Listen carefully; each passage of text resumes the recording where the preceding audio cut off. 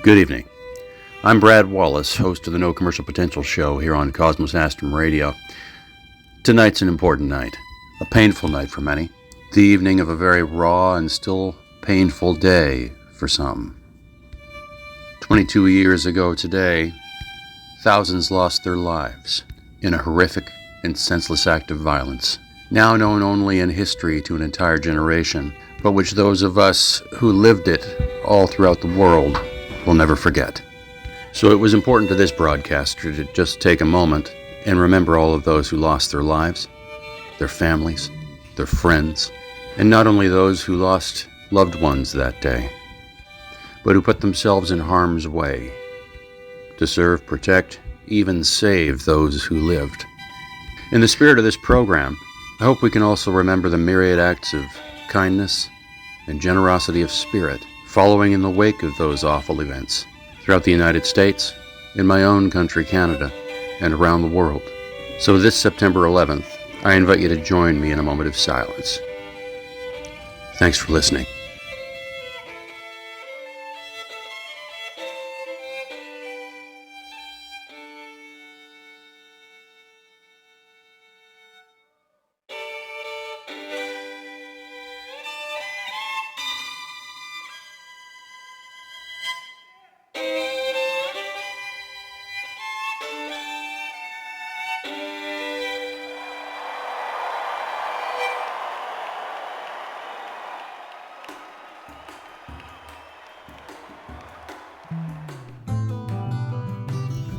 Good evening, and welcome to the No Commercial Potential show here on Cosmos Astrum Radio. I'm your host, Brad Wallace, and if you're tuning in for the first time, thanks for joining us. I'm happy to say that you found a very positive space here, because on this show we explore the lives of people from around the world, from all walks of life, and from throughout history, who had every reason to believe that their lives would not amount to much, but who are today household, even iconic names. In our first episode, we explored the life and works of the late great Frank Zappa, from whom the name of the show and of my fake band is derived. Early in his career, Zappa sent off samples of his work to various record companies, and one of them wrote back, returning his recordings, saying that while they were frankly in awe of his incredible musical ability and creativity, they sadly felt that his work had no commercial potential whatsoever. The No Commercial Potential banner, however, isn't just a clever band name or an event in one musician's life. It's a metaphor for everyone who took their best shot at greatness, and even just their best shot at goodness within their own lives, and were told, you can't do that, by people purportedly in the know about what can and cannot be done. So this show is about the people who faced down the naysayers, some of whom residing even in their own hearts, and if they didn't always realize their dreams during their lifetimes, left something lasting, beautiful, and important behind them for the rest of us.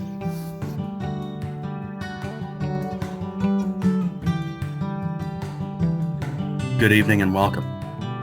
Channeling everything from punk rock, classical, avant-garde, horror film, and the great English poets into deep, dark, dramatic, and sophisticated rock-infused pop songs, multi-instrumentalist and singer-songwriter Matt Martin is obsessed with the dark and complex edges of rock and pop music. Playing in bands in the San Francisco Bay Area for many years, most notably in a virtuosic band called the Bikini Complex and the Zap Guns, Matt Martin has had a creative finger in a number of musical pies. His EP from early 2023 embraces pop music more than ever, but you won't hear hints of Justin Timberlake or Taylor Swift here. Matt's EP channels the adult-oriented pop music of the 1950s and 60s, the huge arrangements backing Frank Sinatra and his hero Scott Walker. While echoing the past, Matt Martin's recent work pushes every conceivable boundary, remaining unmistakably modern and unique. A full-length follow-up to the EP can be expected this winter.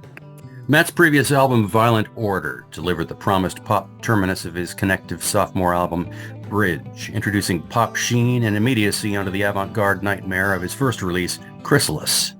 Violent Order embodies Matt's painful evolution from abrasive, expansive, surreal landscapes into concise, catchy pop art portraits, while never fully removing the Dayglow blood red, the deep blacks, or the found junkyard objects from his multimedia palette. While taking the listener on a trip all its own with unassailable artistic integrity, the music of Matt Martin does more than present itself to the ear. It lets you in on something special. very raw, very real, sometimes intentionally discordant, from an artist taking chances, no less on himself than on the sensibilities of his listeners. There's an intimacy to his work rolled together with an otherworldly quality reviving the dreams of bygone days. Or maybe they're rehearsing the dreams of future generations. Enter the world of Matt Martin and I can promise you some very worthy additions to the soundtrack of your life. More than that, like most of my past guests, I've known Matt Martin for several years now through the social media platform presently known as X, though I'll never call him an ex-friend. The good news is that after wetting your whistle with samples of his work, you can expect a new Matt Martin album in the very near future under the working title Phonography, a glimpse of which we'll be sharing with you tonight. So it's my great good fortune and yours to sit down with composer, musician, and one of the nicest guys I know, the incredible Matt Martin, with whom I'll be engaging on life, music, the universe, and everything. Before getting there, however, an appetizer to brace your palate for the delights to come. I'm your host, Brad Wallace, and you're listening to the No Commercial Potential Show here on Cosmos Astrum Radio. Cosmos Astrum, real radio for people who really listen. And from the 2020 Bridge album, this is Done with Peace by tonight's guest, the incredible Matt Martin.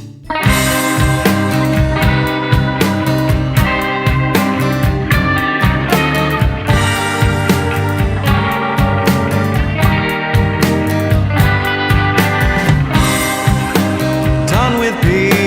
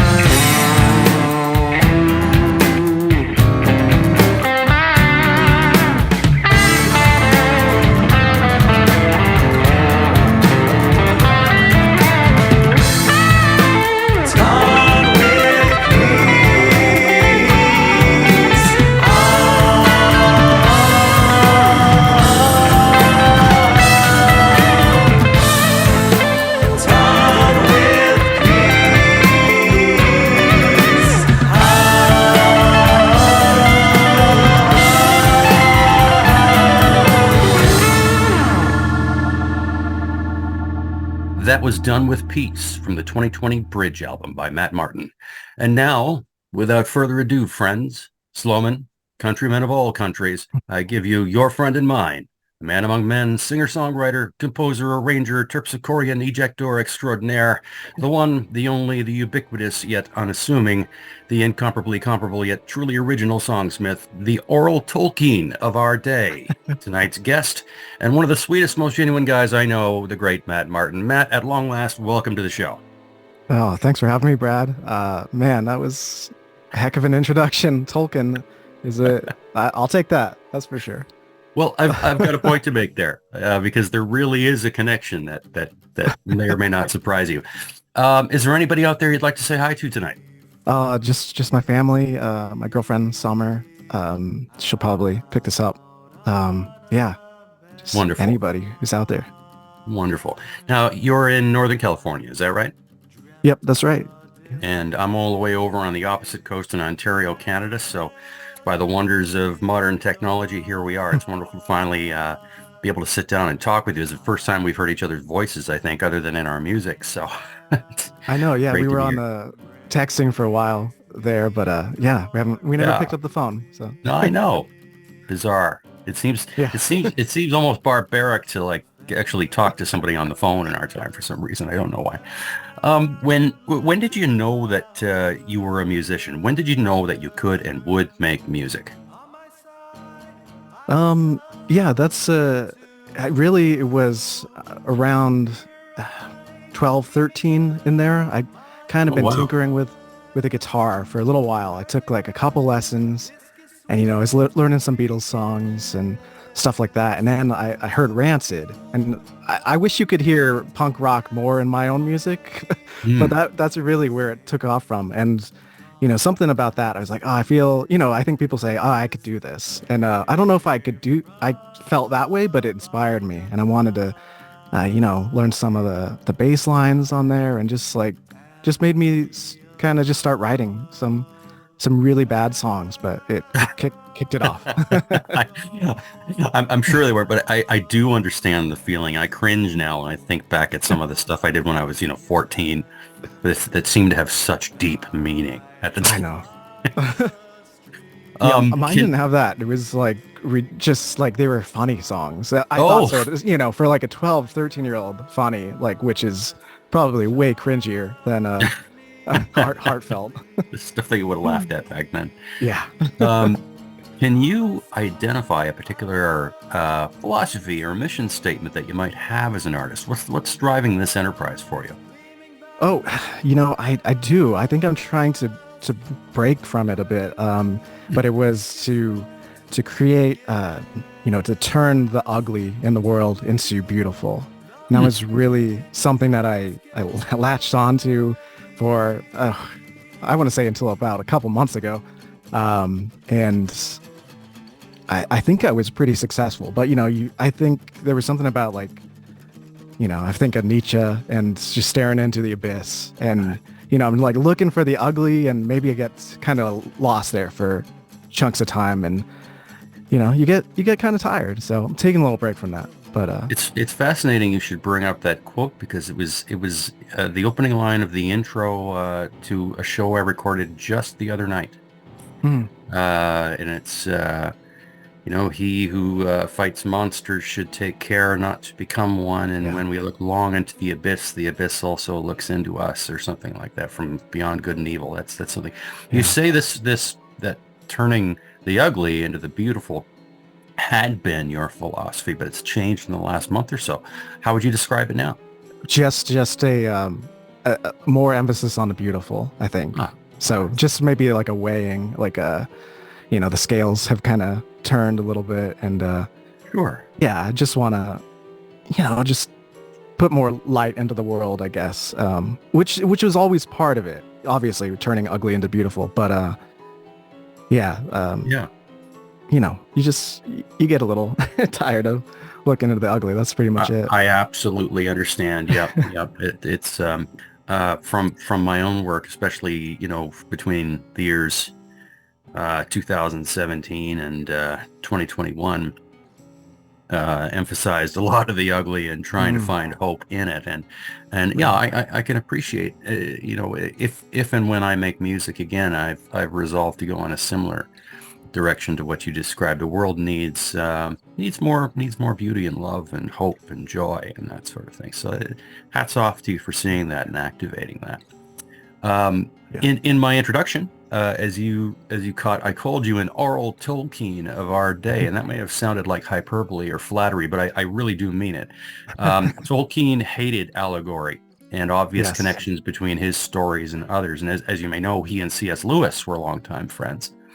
And Tolkien was actually not a fan of the Narnia Chronicles. He felt that Mm, Lewis had gone a little too easy on himself and his readers by building his characters and story a little too obviously around messaging and imagery from the Bible. Tolkien was very invested, though, in what he called recovery, reviving or evoking powerful themes and imagery from his own mythic heritage without simply picking them out and dropping them into his stories. And that's what I hear you doing with your work mm. as a musician, evoking so much of the best that's been written and recorded over the last century or so, while retaining a sound and integrity all your own. Has anything like that been part of your mission as an artist? Um, not a. I guess I would say yes, but it's not something that I was super conscious of. Right. But I've always, like you can hear, I think, in my music, like there's chords, right? And they're like old chords, but Yes. like from classical music, from jazz, like especially Wagner and Shostakovich, is one of my heroes, and Ah, great Scott Walker, of course. And so like I really like want just that old harmony to be part of, I feel like I don't want to say it's lost, but it's just it's kind of niche right now. right. And it's not popular at all, right? Since like the 60s pretty much. Mm. And then, with the poetry too was so important to me. I want, I'm trying to kind of I almost think of maybe I'm trying to compete with people from the past. And that's, I don't think I can, but I'm trying. Yeah, well, and you know what I think is so wonderful about having climbed into your catalog a little more deeply today, and what really resonated with me is how it didn't strike me as competition. It struck me more Mhm. as you continuing this great conversation that's been going on for so long that maybe has gotten a little silent in recent years, and on certain topics, but you're carrying it on and well, standing on the shoulders of these giants and putting your own stamp on it, which hats off to you for that. I'm a huge admirer of taking your work in that direction. Your music Thanks, man. spans so many genres and eras, though, like we've said. Where do you see that going in the future for you? I've, for instance, had a dream of composing a piece of work using only classical instruments, but Right. where do you see the music of Matt Martin heading? Um, I guess that it seems like it's going backwards in time more and more. Going back into the early 60s and late 50s with Frank Sinatra kind of Yeah. stuff. And I have composed a few things for strings, like a few string quartets. I never put them out or anything. So but that is like a thing that's important to me. I think, I'm trying to, I guess I'll cut ahead. Like the phonography album is the idea was sort of like a combination of The Cure and their like more, extreme stuff with their pornography album, and like Right. combining that with Frank Sinatra. And like, I'm still trying to crack this code. I feel like it's very difficult to meld those things together in any kind of Sure. cohesive way, but that's sort of what I'm working on. So I think I'm kind of going back into the past more and forward again. And I'm, kind of want something that rocks a little bit more, but also, I want those chords. Like I'm trying to, Yeah. just get those, somehow create chords out of as many notes as possible. And That rocks and swings at the same time. right, exactly. Yeah. So yeah, that's something that I got away from for a long time. I was trying to just get like really dark and like, I think Scott Walker once said like, like he would hide his vocal melodies and things from people recording on his albums because he's like, I don't want you to swing.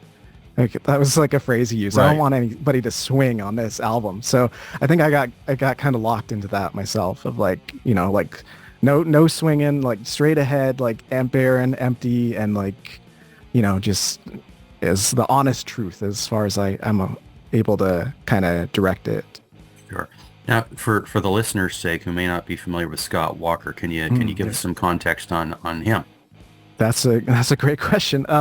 Yeah, so he is a singer-songwriter, but he started in the kind of a Frank Sinatra type of, middle of the road, easy listening kind of genre, but then kind of slowly and also kind of quick, but he would have like these long like 10-year breaks between albums, and every time he'd release something it'd be like just far like way more abrasive, way Okay. more way closer to atonal, just just the best, like, and this his voice is like this angel, like it's just so incredible. So yes, to me, like he's like up. He's right at the top. Just this amazing vocalist, lyricist, writer. Unbelievable. Well, to use modern texting parlance, TIL, I have to humbly admit that I hadn't heard of Scott Walker until you introduced me to him, and now you've really whetted my interest. So I'm going to go Oh looking. yeah, Thank you for that. yeah. There's Now, a movie, I don't know, oh, called 30th really? Century Man. Yeah, that he did. It's a little documentary, and it really focuses on a lot of his later stuff in the 90s and stuff. And And I'm sorry, what'd you say um, it's called again? it's called 30. Sorry, running into things. 30th Century Man. Okay. Yeah, it's 30th great. Century Man. All right. Mhm. Yeah, I got some YouTube viewing ahead of me, perhaps. Oh yeah. Now, Done with Peace, that we Mm. heard, and indeed the Bridge album, feel like they belong as lost pieces from the Pulp Fiction soundtrack to me, with all the gutsy nostalgia that record had. Oh man. It has an almost Urge overkill kind of feel to it, and that's a recurring quality in your music. Sometimes rough-hewn but very evocative early 1960s feel. Mhm. What's the source of your attraction to that era and that vibe? Oh, that was definitely, my parents listened to a lot of that music in the 60s. So they're, from that generation. The Beatles were just kind of always there. And Sure. my dad liked a lot of the garage bands from right around the mid 60s, like the Kinks, the Animals, Yardbirds. Weird to And think I of them used as to, garage bands at one point. I know, right? Yeah. Huge. Yeah. No, it's crazy. And then, so I would actually work with him a lot. He was like a carpet layer. And Oh, I'd go to work with him, like, since I was like the age of 5. I just like, I was a gopher, wow. factotum, and for a long time. And, it got more complex over the years. But, he'd just have all the radio on. And back then they would play oldies on the radio, which meant, which is a very particular genre or time frame of like really the early Oh, sure. 60s. And so Yeah. lots of, Phil Spector, like girl groups and stuff on there. So like, I was just inundated with that stuff when I was a kid. And it Brilliant. just really stuck around. And Well, it's definitely part of your soul. yeah. What is the message and the emotional content of Done with Peace for you? Oh, yeah. It's still, this one still resonates with me pretty hard because it was something that I just found more and more upsetting. That song I wrote a long time ago, definitely like a decade ago. And, I just, when I was kind of like, I was about 18, 19, when really like the Iraq war invasion started. And, Right. that I would say that stuff really, I don't want to say traumatized me, but like, really stuck with me. And I could see that it was an evil thing that my country was doing, and I think people admit that now. But at the It was a time, little tougher at the time, yeah. yeah, very tough at the time. And then over the years, my country, I don't want to talk too badly about it, but I all the wars that we get involved with, that we initiate, really, they really hurt me. And like I feel for the people who are affected, and it's like, like even to the extent of, I don't want my tax money to go to this, right? I don't want to be involved in this. Right.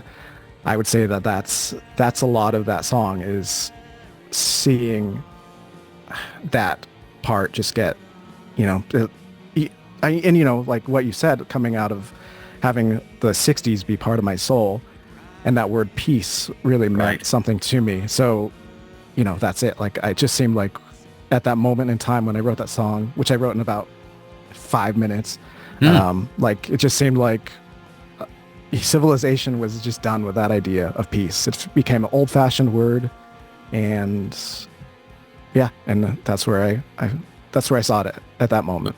It was one of those creative moments where it simply flowed out of you very naturally, it sounds like. Yeah, definitely. Yeah. I remember I was just watching, I think I was watching a movie with my girlfriend, and I was like, I got to go to the other room real fast. And I took a guitar, and I came back in like 10 minutes, Wow. and I had all the lyrics written and everything. And Wow. yeah, That's incredible. And it's a brilliant piece of work. thank you. With that, the next piece of yours we're going to hear tonight is Acute Dilation, also from the Bridge album. Can you set that one up for us? Yeah, that one is a much more delicate kind of a song. That one actually had a kind of a mission with it. I really wanted to just make a song that felt like and described like, like the feeling of becoming like depressed, for lack of a better word, of like, I think that's essentially what the title means to me, is that just like there's this moment where things start to like, like an iris opening up, or Right. like kind of like a black hole, like just kind of enveloping you real fast. So yeah, that's essentially what that is. Very inspired by some Beach Boys stuff on Is their, that right? Oh, yeah, their Surf's see Up that now. album. Yeah. Yeah. Love those guys. I'm sure they would love you too. I would hope so. Oh, all right, friends. With that, you're listening to the No Commercial Potential Show here on Cosmos Astrum Radio. I'm your host, Brad Wallace, and this is Acute Dilation from the 2020 album Bridge by tonight's guest, an artist in recovery, and I mean that in a strictly Tolkien-esque sense, the great Matt Martin.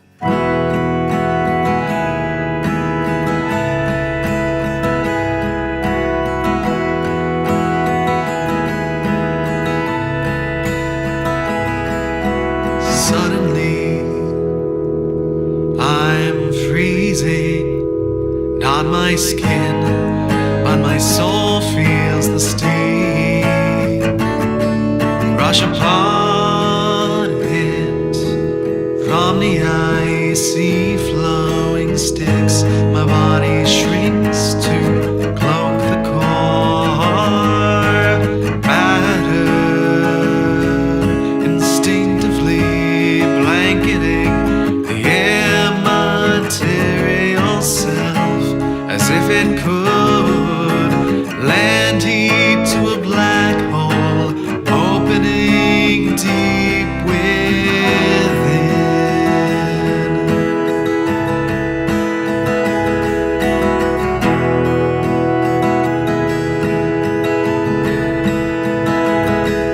In a moment, the screams of a life that torture us memories, the sweet seconds lost in their own event horizon, peel into the fragile air, down into the surfeited heart, reverberating forever. It seems polluting every pore with a dark red hue, opening deep within, polluting every pore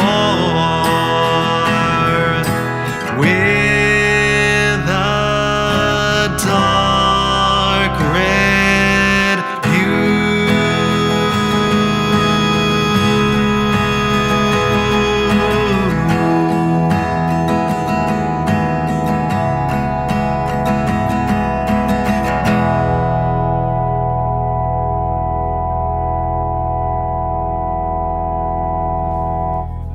And that was Acute Dilation by Matt Martin, tonight's guest on the No Commercial Potential Show. The organ track on that one alone brought back memories for me of 1,000 Sunday mornings, and so many of my favorite songs and movies from the late 1960s, along with that vulnerable, beautifully understated vocal track. I hear echoes of The Doors or even Buffalo Springfield here. Who were your main inspirations for that one? Yeah, that one was almost entirely the Beach Boys. I was obsessed with that. Their 1971 album Surf's Up, which is just, I think, incredibly underrated. Seems to be going up in people's estimation nowadays. But yeah, that was the main thing. I think that was it. I think I was just trying to rip them off. Yeah. As with Scott Walker, you've helped kind of renew my interest in another direction in the Beach Boys. I, like many people, I've kind of been, about the Pet Sounds album and, wouldn't it be nice and California Girl and all that. But I'm going to dive in just because Matt Martin loves them so much. I really do. I know as a recording artist myself that sometimes a song is written with a particular listener or potential listener in mind. Was that the case with Acute Dilation? I think I have to admit that I think I'm the listener that I'm always trying to please, and I sadly don't think about pleasing too many other people. I hope that people like it, but I right. Yeah. Well, and I mean, at bottom, I guess every song is kind of about the writer, isn't it? Yes, definitely. I mean, we can't meaningfully speak for anyone's experience, emotionally or factually than our own, I suppose. So, no, I don't think there's anything amiss there or that's controversial.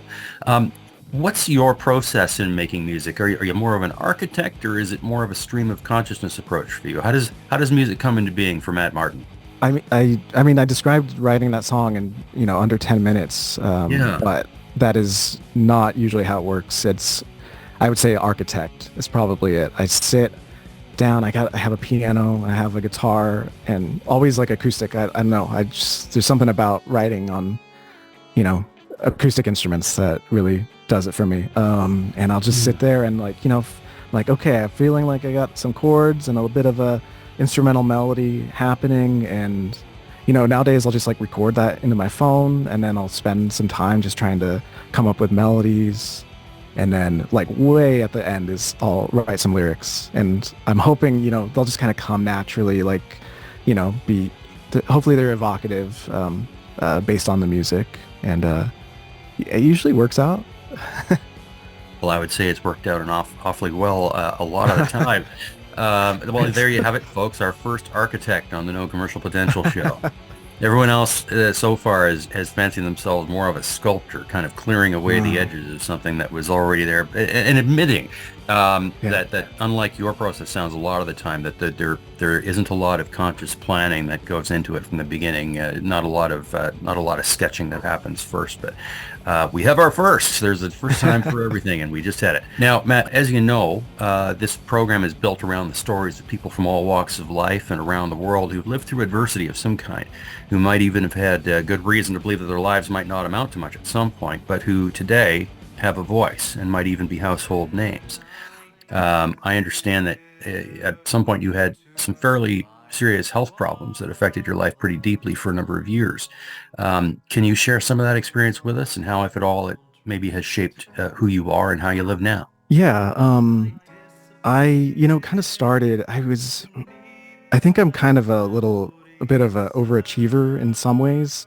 Sure. And I think I neglected health for a long period of my life. And so I think I was in grad school. I was getting my master's in English, and trying to write at the same time. I think I had a job that was I think was full time at that point, and other things. And I was living in San Francisco, and I got the staph infection, and I don't really know where. I saw a few doctors, and they said you could have got it on the bus. It just affects people whose immune system kind of got crummy for a while. And Right. I was a certain age and in America, and I didn't have health insurance, and there's it just didn't go well. I got lucky and saw some people, in other ways it was really expensive, and I was just on antibiotics, and it's antibiotic resistant kind of a thing. Like, Right. it's going to be a huge problem, I think, with people in the future, just those bacterial strains. And Yeah. I just couldn't shake it for like 3 years. And I was just on all kinds of antibiotics. And, Wow. eventually like things started to crumble with, a relationship and everything. And my dad got real sick right around the same time. So that kind of like, Mhm. I mean, it was personally like good for like sort of waking me up out of this funk that I had been in.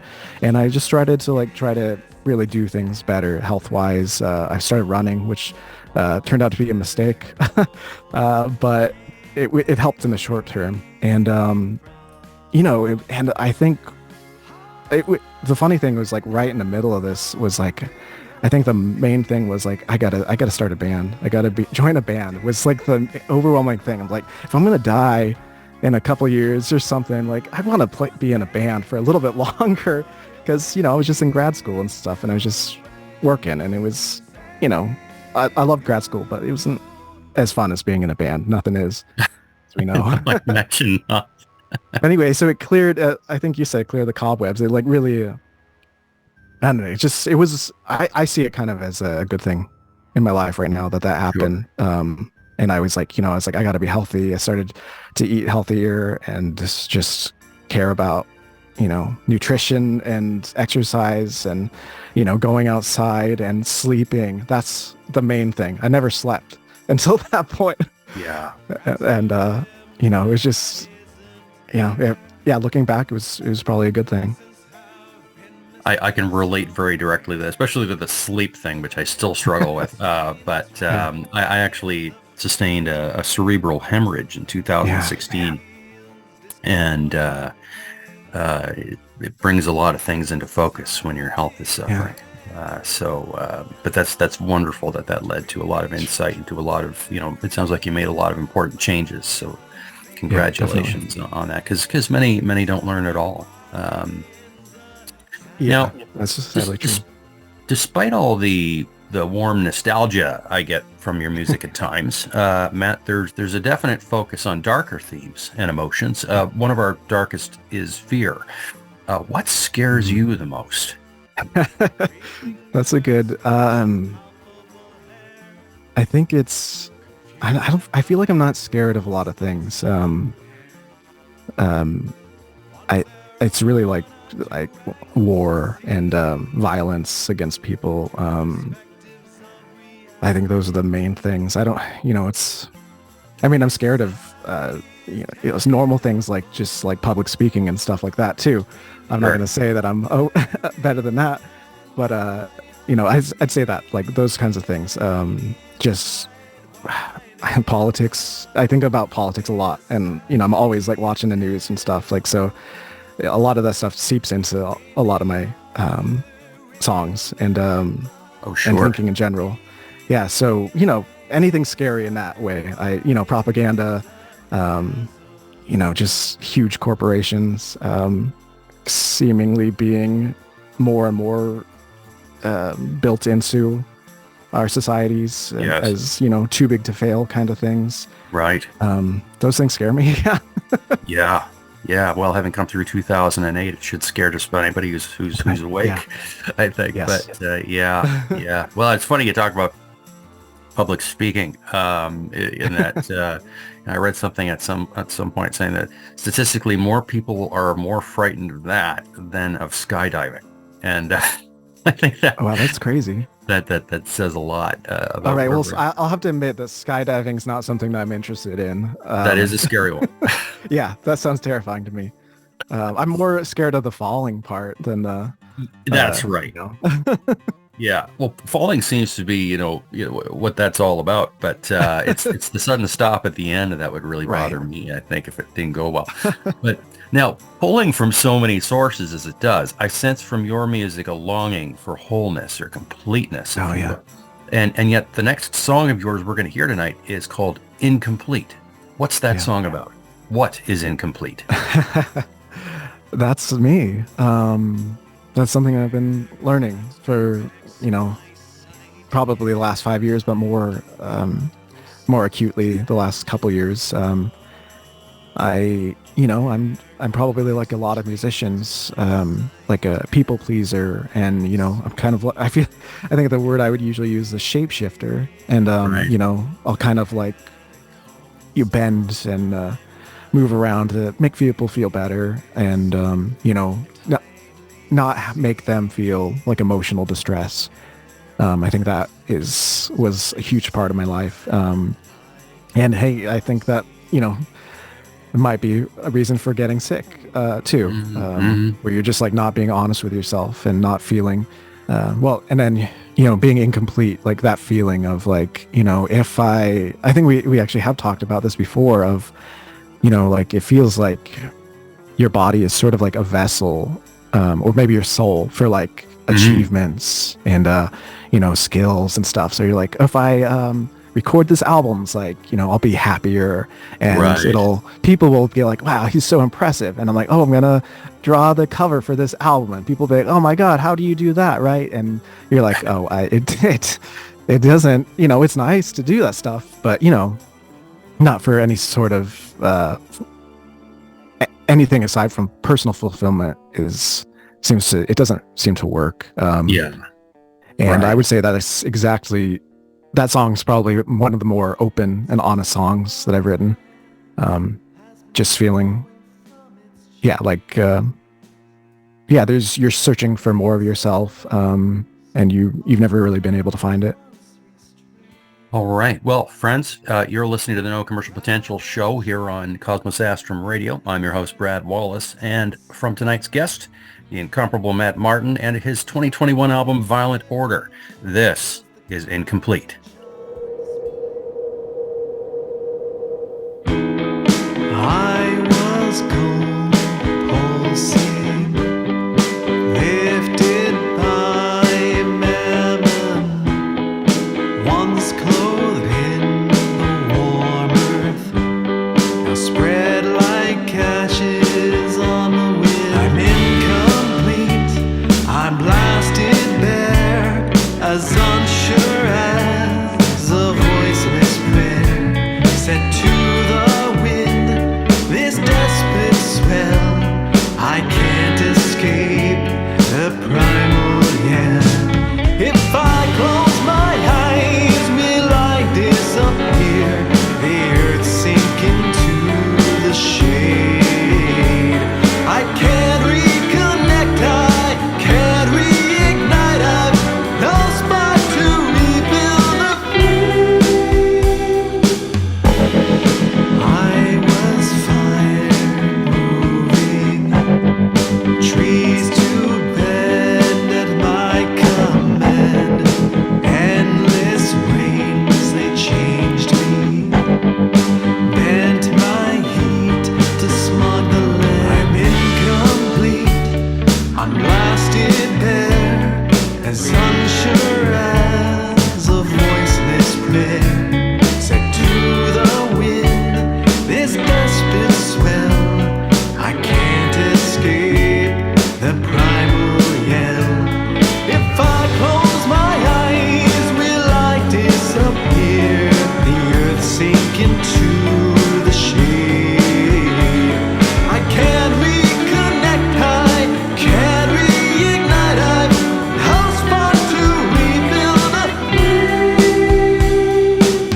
four corners call me, disperse across the earth.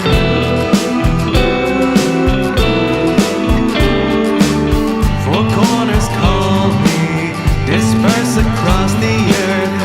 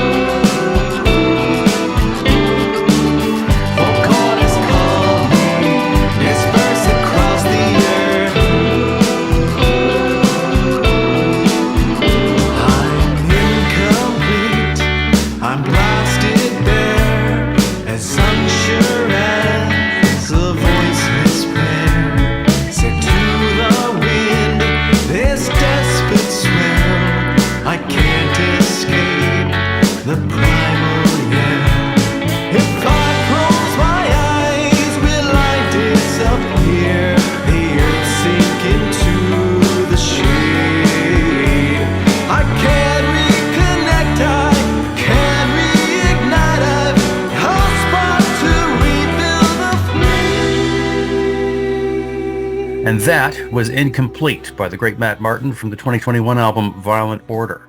What a great piece of music that was. Here I get mental pictures from some 1950s very nervous ninth grade first slow dance, yet still tinged with an air of the macabre. Awesome. Is there a point when, as an artist, you might ever feel that your work will be complete?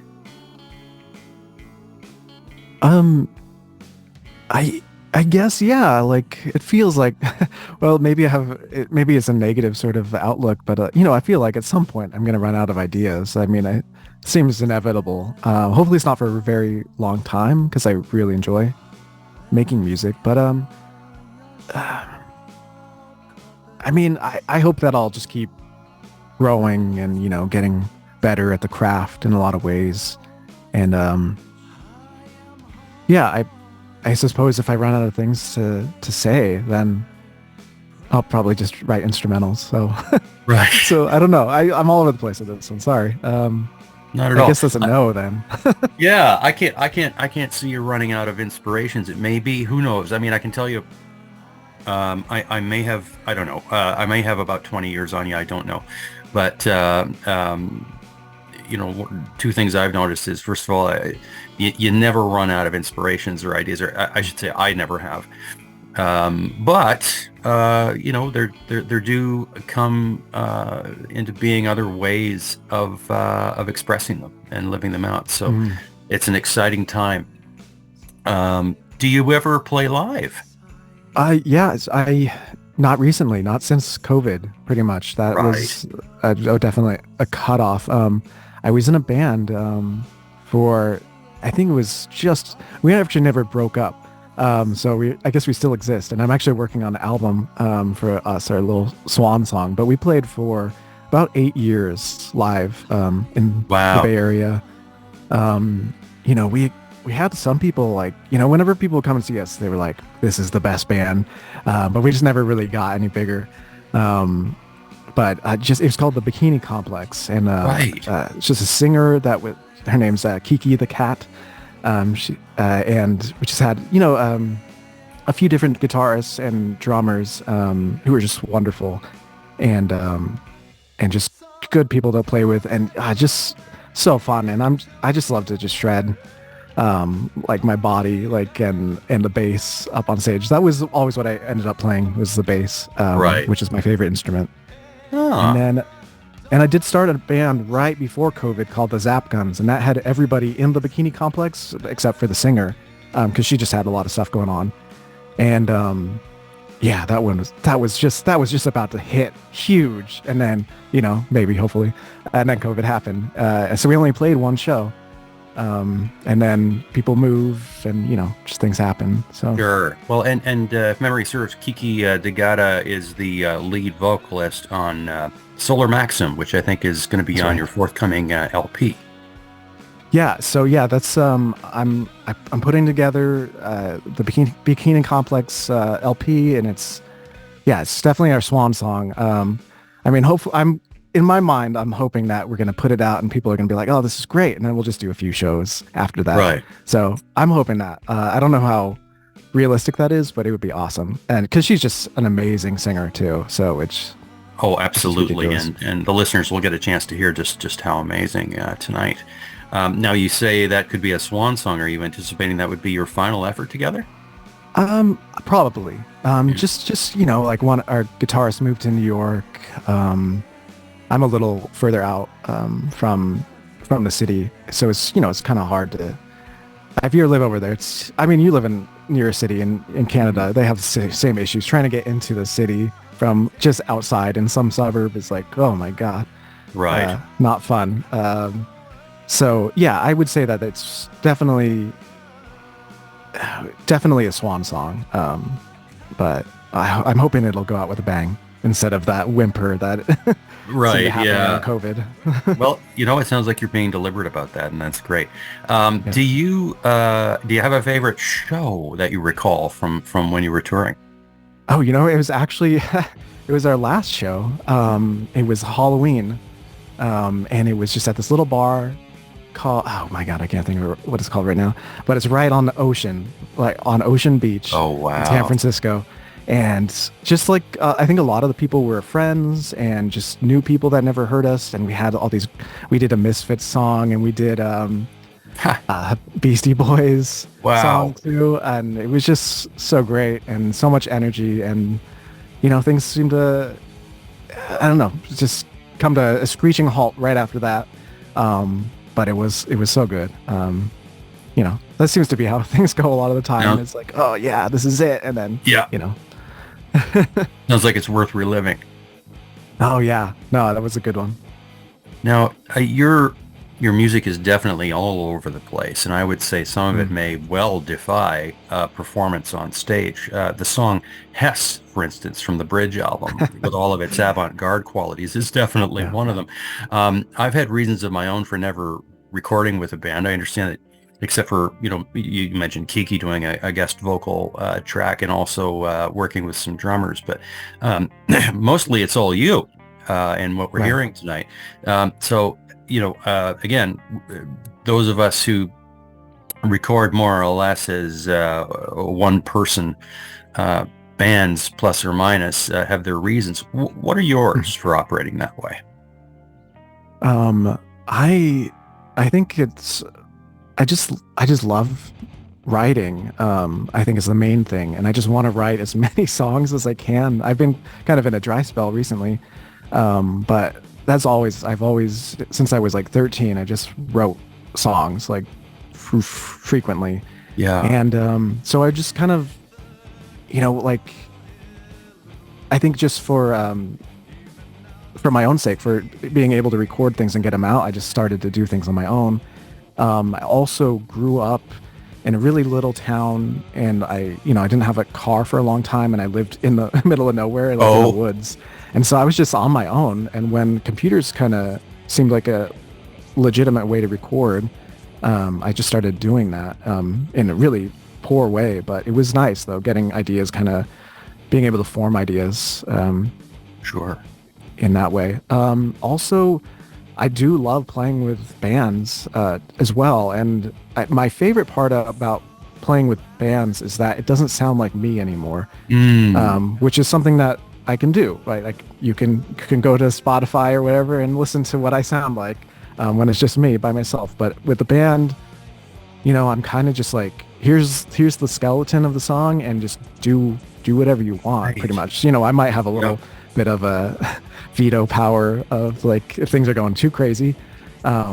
But just hearing songs come to life through other people, like how, and letting them have their kind of artistic, put their flavor, their spin, like just their voice on things is just so, I feel like there's nothing else like it. Yeah.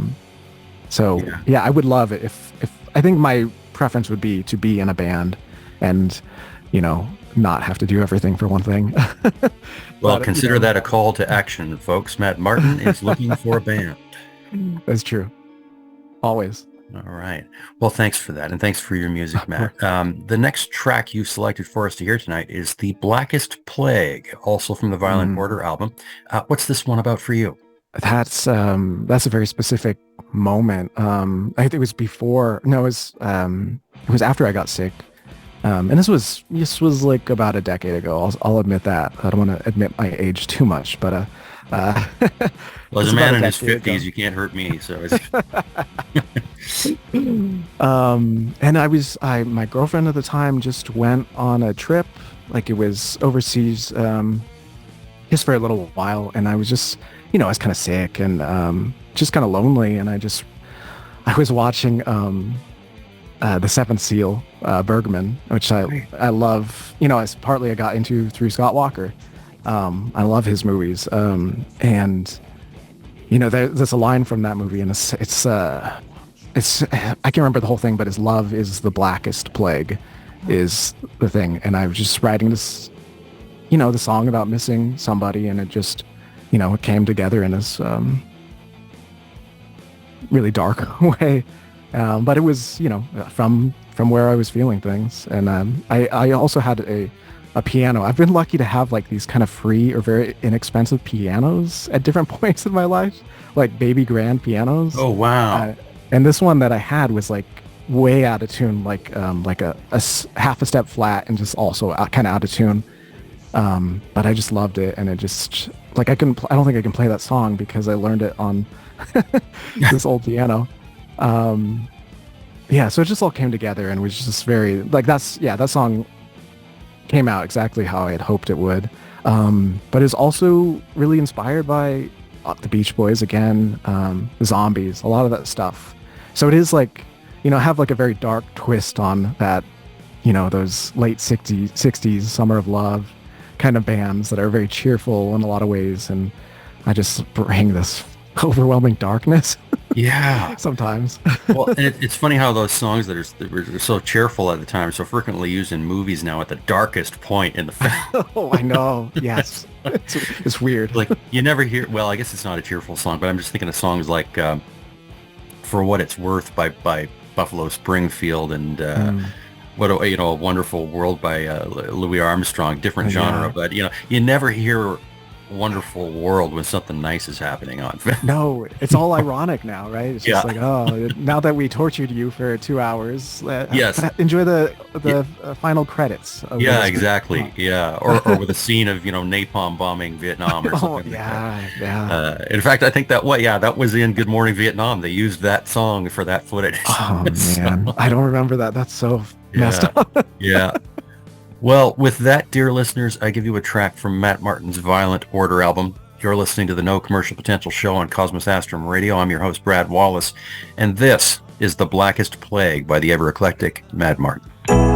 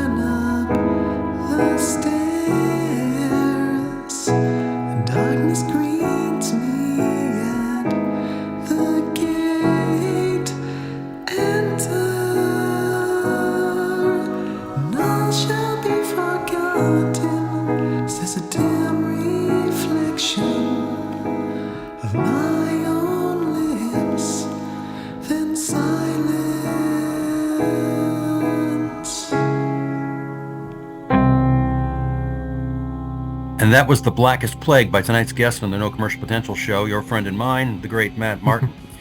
Kudos to you on the absolutely beautiful backing vocals on this one. I mean, it's absolutely gorgeous. And I mean it. Like the backing vocals on this one rivaled certainly, the Beatles, but definitely in league with the Beach Boys in their most choral kind of quality. As one who knows how hard that is to pull off, I just wanted to express my sense of awe there. There's no follow-up question. Thank you. Summer sanctifies the surface of the sea. From what corner of your psyche does that line hail?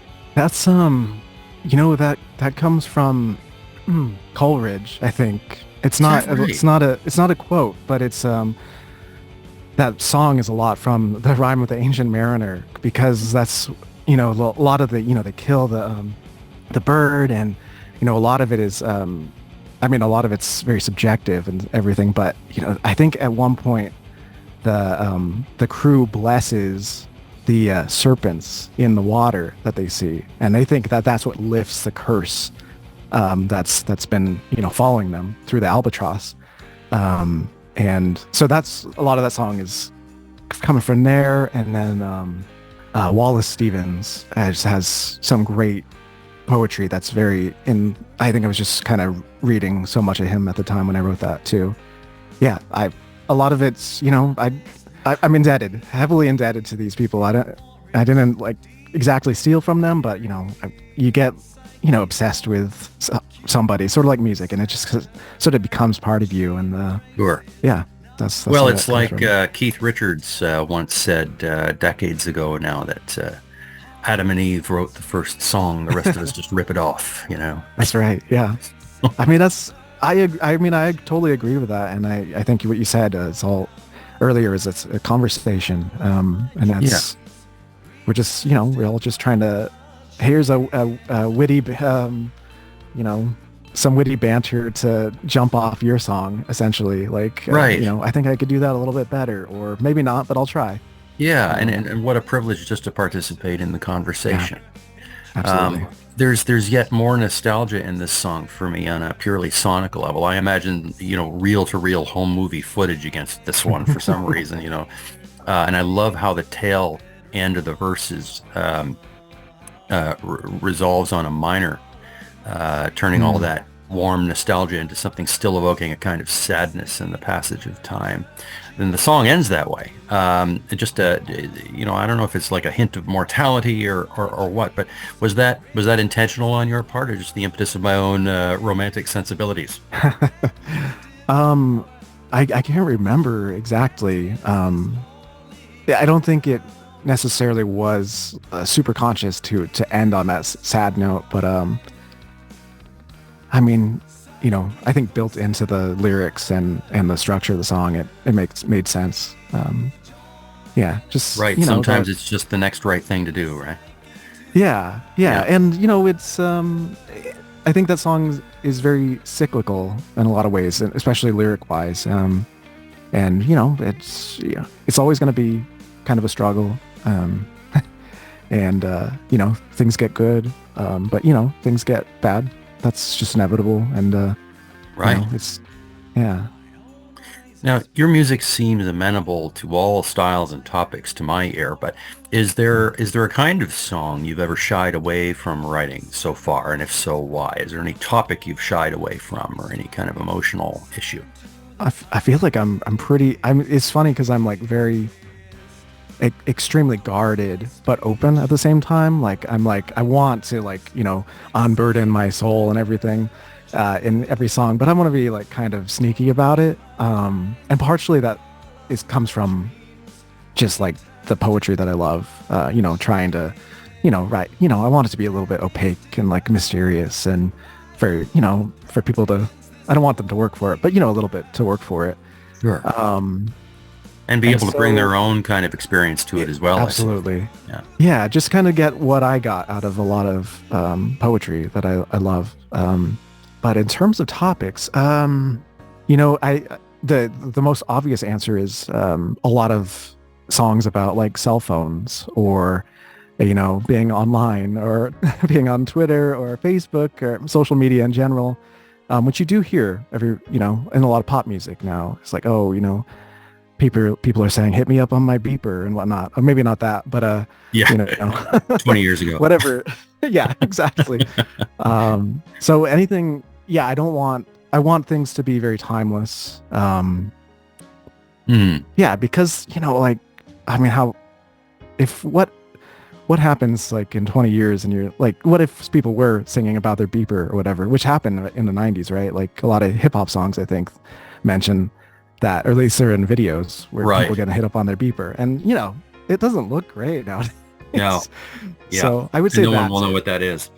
Yeah, exactly. time, Nobody knows what the heck I'm talking about.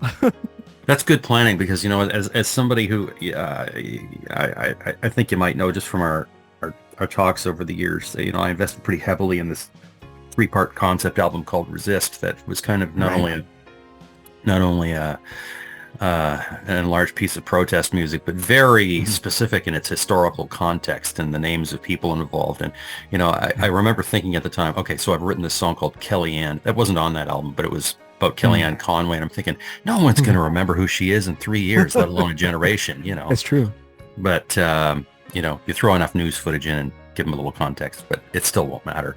But you go for the universal themes, which is, what makes these great classics by some of the people you admire so much, the Beach Boys, Sinatra, Walker, films by Bergman, for instance. It appeals to something about the human condition that doesn't depend upon the time and place. So that's I think a brilliant aspect of your philosophy of making music. Oh, thank you. Can I just say that your Resist albums are amazing, and if people haven't listened to them, they're really missing out. Oh, well, thank you so much. It is definitely different from what I do, but that's thanks good. so much. I appreciate hearing it. Course, Thank you so kindly. Well, musician to musician though, what do you find is what's the hardest part of making music for you? I think it is the lyrics. I mean, it's, we're not talking about like what happens after you finish recording and have to promote it and whatnot. That part's awful. I think we all admit. Yes, it is. But yeah, lyrics for me, I think I actually spend a lot of time listening to classical music. That's actually, I wouldn't want to say that's what I listen to the most, but I'll have moments or like months where that's all I listen to almost. And you mentioned Shostakovich earlier. Who are your favorite composers? Oh, Shostakovich. I only recently kind of got into Wagner. Like that, I was sleeping on that. Holy heck, that. And Richard Strauss. He has this piece called Metamorphosen for 23 strings, or is it 23 solo strings? Just incredible, and like it just pure emotion. I feel like that's what I feel like. You get your like goosebumps and everything, and it's just like I really want to do that. So I really am kind of thinking musically almost entirely, and like I want music that it really evokes just feelings and emotion, and so I'm working on the chords and the melody pretty much for a long time to get them just right, and then I got to find lyrics that match that, and then that's harder. Or at least it's like another hoop to jump through, because you're like, what is it? I don't even know what this emotion is exactly that I'm searching for, and do I want to, does the story work, or is it just do I have another song that's about Nazis and try to be just upsetting to people? There just aren't enough Nazi-focused songs. It's true. Yeah. I mean, it's good in a way. Like it's, I have a few songs that are about Nazis. Like that Hess song that you mentioned, and right. It's.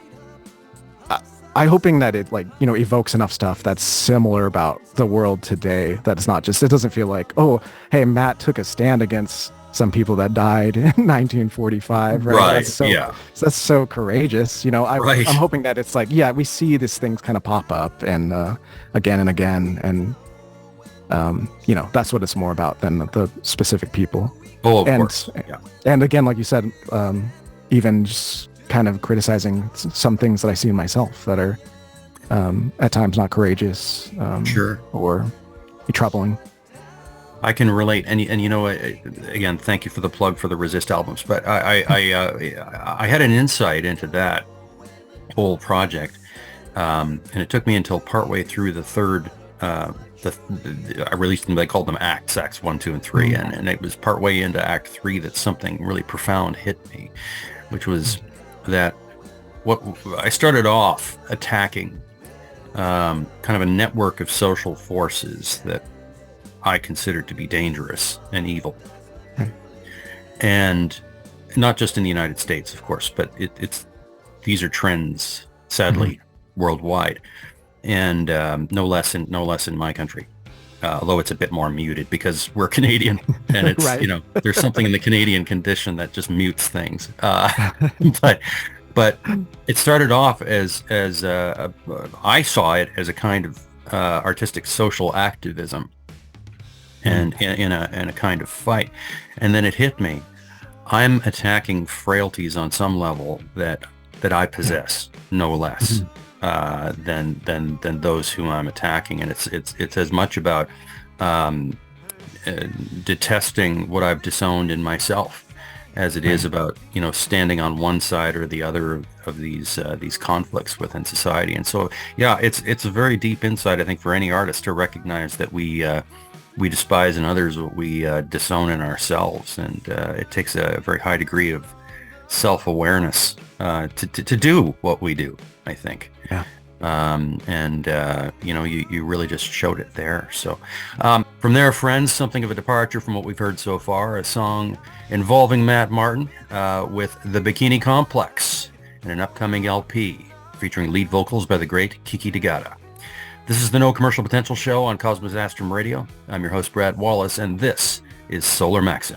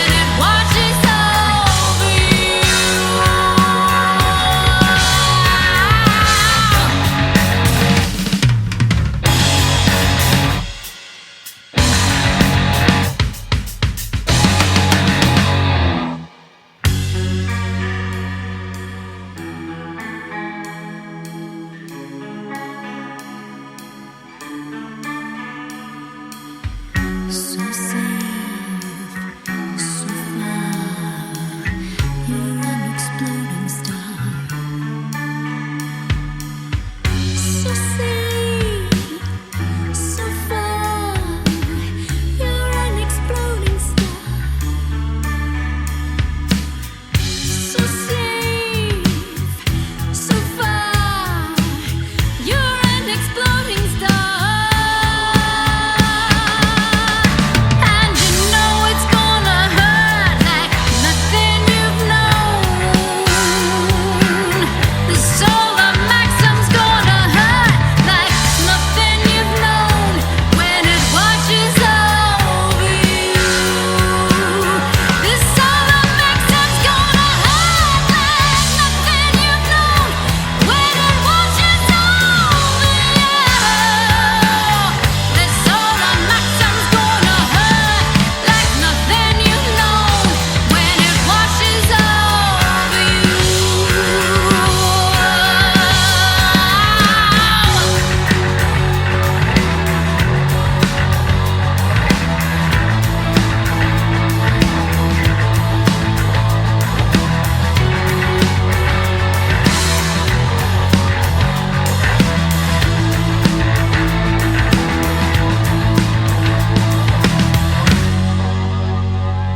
And that was Solar Maxim with lead vocals by Kiki Tagata and the Bikini Complex featuring Matt Martin. Now, this is a much more distinctly modern sounding piece to my ear, while evoking everything I love about bands, you know, like the Cult and so forth.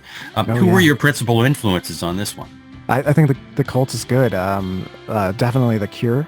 I feel like there's like two songs that have the similar bass lines that I can kind of think of from them. And I just wrote the music, and Kiki, she was the melody writer and lyric writer on this one, and I honestly don't know what she's talking about exactly. Okay. But that's the case because I didn't write it, so it's interesting. But she's just like the best singer I've ever worked with, and it's just incredible. But yeah, definitely more modern. And this was the band I was with for about 8 years, and The Bikini Complex. we were mostly just live, and then slowly would kind of work on an album for a little while. Now, other than that, sorry, going back, were you bass on this? Yep, I'm bass, and there's a couple songs that I played guitar on as well, just to kind of fill in a little space. But yeah, I'm all bass, and I think I wrote most of the music for this album, and Okay. a few lyrics, and I'm singing on a lot of the tracks, but just not this one. So Awesome. yeah. And you've It's identified yourself more as an architect style, and I'm getting from both from your musical interests and from what you've said otherwise that have you had some formal musical training in your past? So I think I said I took a few guitar lessons early on, but very few.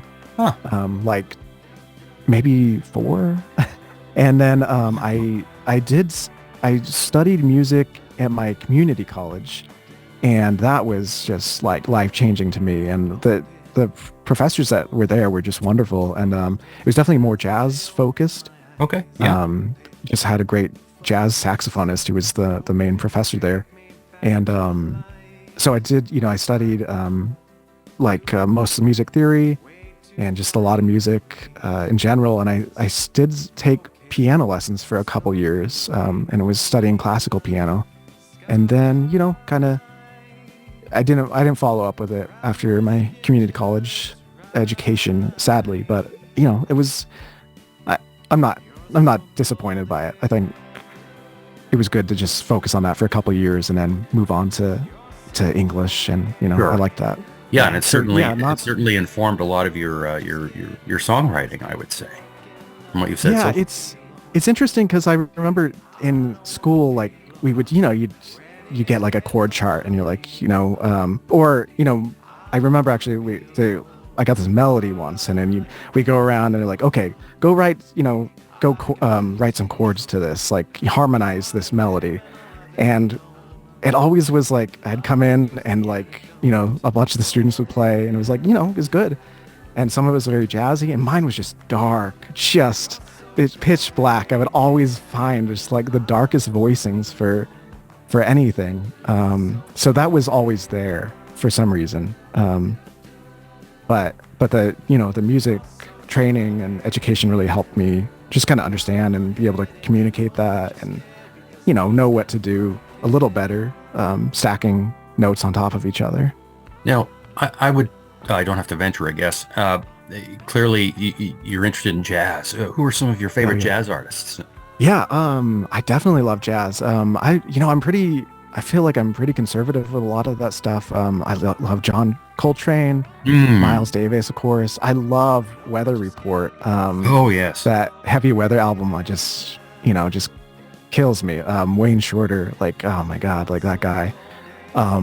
Bill Evans, like, I really love. Like, he's very delicate piano player, but just so good and just so melody focused too. So a lot of the stuff I love is like pretty song structure centric, but I love jazz. I love huge chords in general.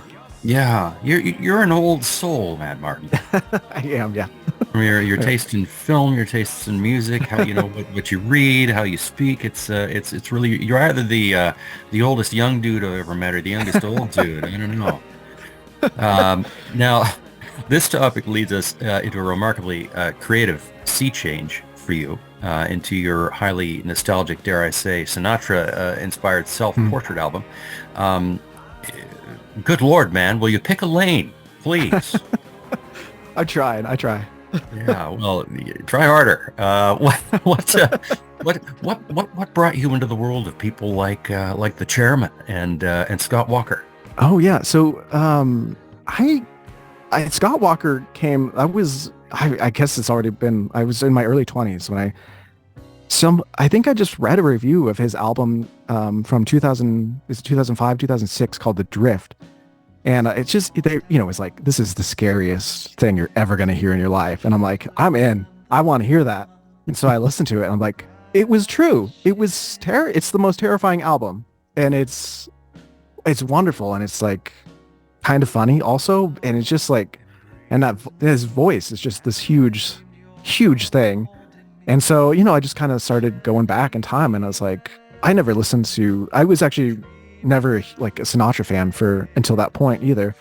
And, just hearing this, I don't know why, I was just closed-minded. And I just hear this voice with really good, like kind of harmonic structure to every song. And then mixing that classical arrangements in there just floored me and it's really opened up my mind a lot. And then the Sinatra and stuff kind of was able to come through a bit more. It was only recently, there was a movie a few years back that I love called Phantom Thread by Paul Thomas Anderson, which is about clothes, like fashion. And I hadn't heard of that stuff. one. I love P.T. Anderson, but I hadn't heard of that one before. It's a good film. It's Daniel Day-Lewis's last film.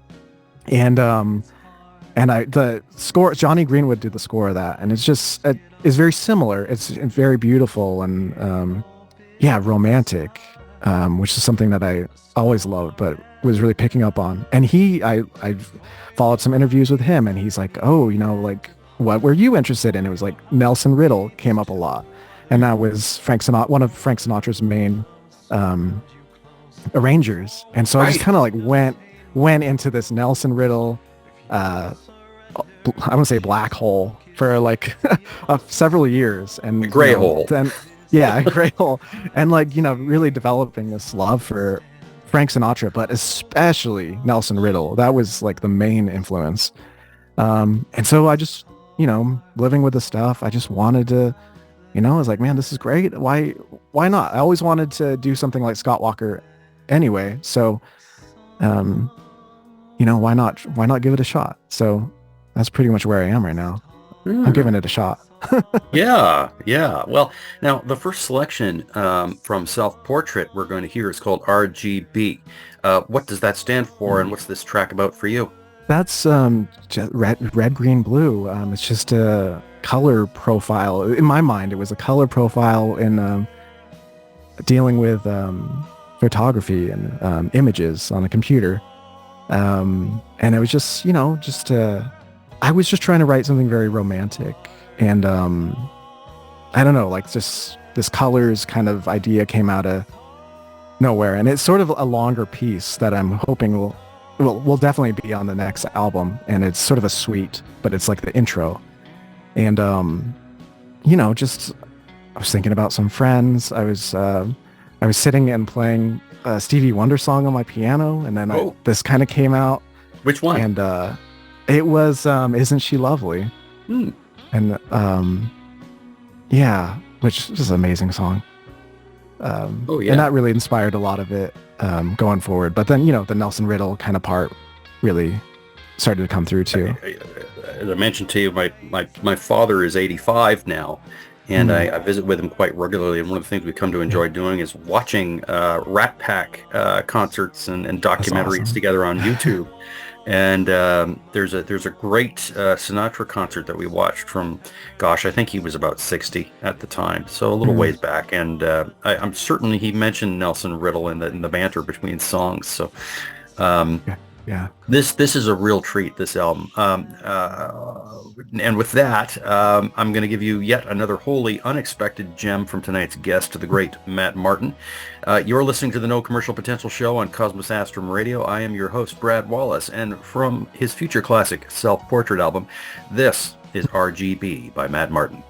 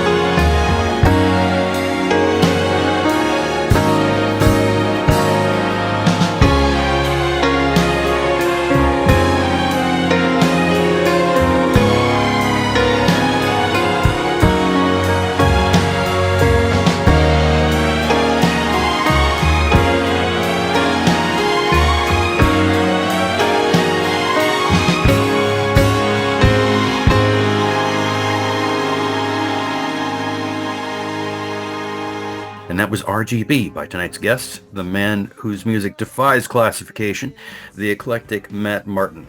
Now, the self-portrait album takes your penchant for nostalgia to a whole new level. Not only into our parents' record collections, but into our grandparents' record collections. Absolutely.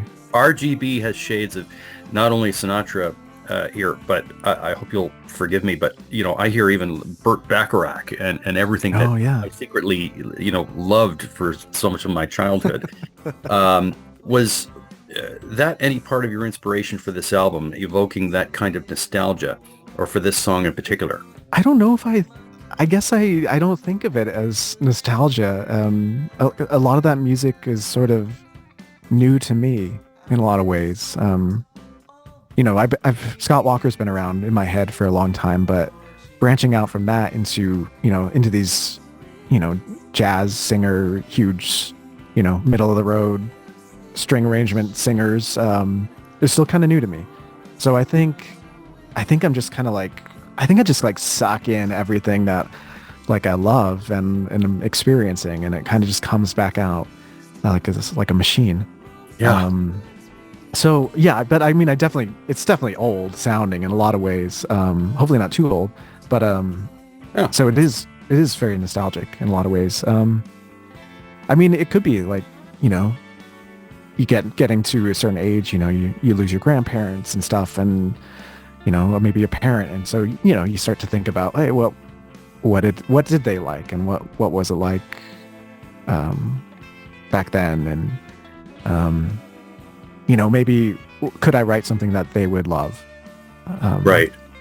Might be part of it. I'm not super conscious of those, but in talking about this stuff, that I think it's a possibility. Yeah. Well, other than your own, because I know that part of being an indie artist, producing material, involves listening to your own work in progress an awful lot. And there's nothing narcissistic about that, folks. It's purely quality control. Yes. You have to do that. You absolutely sick have of to it. do that. Yeah. It's part of the refinement process. But apart from your own music, when you feel like listening to someone else's, what are your most common go-to songs these days? Oh, that's a good question. I'm still really listening to Frank Sinatra, but it's sort of, I'm still kind of studying it.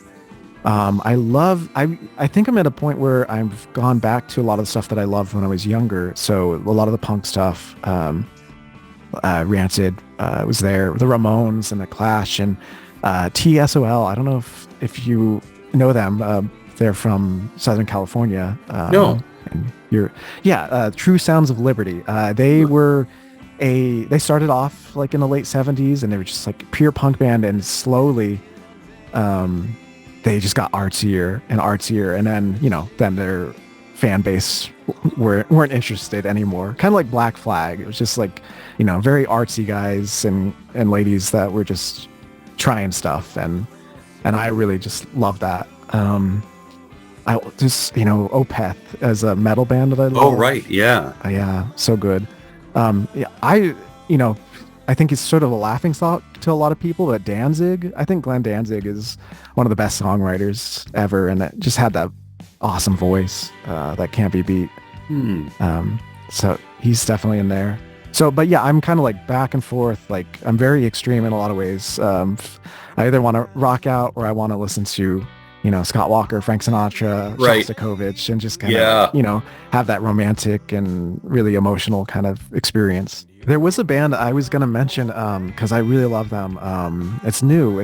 They're called Sucre, and it's mostly just this one woman who she was the keyboardist from this band called Isley, which was sort of like a alternative pop kind of group. Yeah, I've heard of Isley. Over the last, like that's also, that doesn't seem like somebody who loves Danzig and Cradle of Filth and stuff like that would love them, but I love them. I think I just heard them at like some special time, and they had like this album called The Valley, and it's like this breakup album, and it's just like connected with me so much. And but she's still making music in a band called Sucre, and she's very like modern, mostly keyboards, very edgy, and very modern sound, but she's such a great songwriter, and I love it. And part of me wants to venture into some of that stuff too.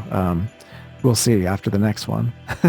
It's something, isn't it? I mean, I've found this as an artist myself, that there's so many kind of sounds and feelings that I would love to dive into, but when push comes to shove, I kind of angle in another direction. It's been a while since I've made music now, but for instance, a straight ahead, joyful, optimistic, good time, happy memory kind of song has escaped me for a really, really long time. I've recorded 111 songs, and I think I have 3 that I can say are just that kind, and even so, it's stretching to get there. So I can relate. It's like, with you and the more punk-oriented influences of kind of really kind of wanting to get there, but it'll come. But we were talking earlier about some of the older influences and the emotions that they can evoke, and you talked about Coltrane, so it took me back to the song with goodness, what was his name? Johnny, was it Johnny Mandel? It's called Lush Life. Oh yeah, Lush Life. Yeah. And a beautiful piece of poetry by itself. To say nothing, of course, of the musical artistry behind it. But there's, I used to visit all the very gay places, the come what may places, where one relaxes on the axis of the wheel of life to get the feel of life, and then it's all about this world weary kind of sojourn through heartbreak, and those lyrics were written by a 14-year-old. That's crazy. I mean, you talk about an old soul, and that era. But now, speaking of which, you've told me that you're in your 30s. Yep. This album, the wrong side of 30. Okay, all right. Well, I'm very much the wrong side of 30. Why is this album that evokes so many sounds and emotional spaces from so far before your time called Self-Portrait? Where do you see yourself in the sounds of that era? Yeah, that was. I think it was just some sense of irony that I enjoyed at the moment, and I so far all the covers of my albums have been a picture of me, which it seems narcissistic, but I don't like it. It just kind of happened that way. I'd rather it be something else, and maybe it will be going forward. But yeah, part of it was just I was just starting to draw again, which I haven't done in forever. I've been saying 20 years, but it's probably been more. And it's something I loved when I was a kid. And so I think it was just, it's a great way to spend some time. And so I think I was drawing that, and I think I had a fedora, and I was like, I look so stupid in this thing. So if I'm gonna do this Frank Sinatra thing, it has to be drawn. Was part of it. So yeah, and then 2 of the songs there's a cover song, and the first song on that EP was written by Chip Whitson. Yes. It's even funnier to me that it's Self-Portrait, and 2 of the songs weren't even written by me. So half the songs on the album. So that was it. It was just stupid. Sorry, hopefully it's not a disappointing answer, but yeah. Not at all. A whim. No, it's sincere, and that's what counts. Who in your past helped populate your musical tastes? I want to say your parents or even your grandparents, but we all have others to thank in some way for the music we encounter. Who do you have to thank for yours? Well, yeah, definitely my parents were a huge part, and my dad is a bit older. I think about 7 years older than my mom, and really kind of, I think he grew up before like things started to get a little heavier and grittier in the late 60s. Right. So he loves all those like early 60s like girl groups and stuff, and especially the Beach Boys, and we just listen to that stuff all the time. Outside of that, me and my older brother liked punk rock a lot growing up, but I just lived in it's funny because it's a little town. It's called Sonora, and there's like 2,000 people, and I grew up in the outside of that, in the woods, and but it's a very musical town, surprisingly, and kind of artsy. It's very, it's a conservative little area, but there's lots of room for art, and we have the community college, and a big jazz band that plays in there that I was part of for a few years. I used to play trombone, and oh wow. Sometimes like the bass player wouldn't show up, so I'd get to play bass, and sometimes the drummer would sing a song, so I get to play drums. So it was just lots of opportunities like that. Right. For me growing up, and just loved it. So yeah, lots of, when I was like 18, what was big here among the young people was hardcore music, and it was like not like hardcore punk, but like hardcore, like the the kids like swinging fists and kicking, crowd killing kind of hardcore. Yeah. So we were like I had a band and we were sort of trying to do that, but I was also really obsessed with Rush at the time, and like a lot of the stuff that I liked, much more melodic, melody oriented stuff. So I was trying to like fit in there. So everybody hated us. So that was part of it.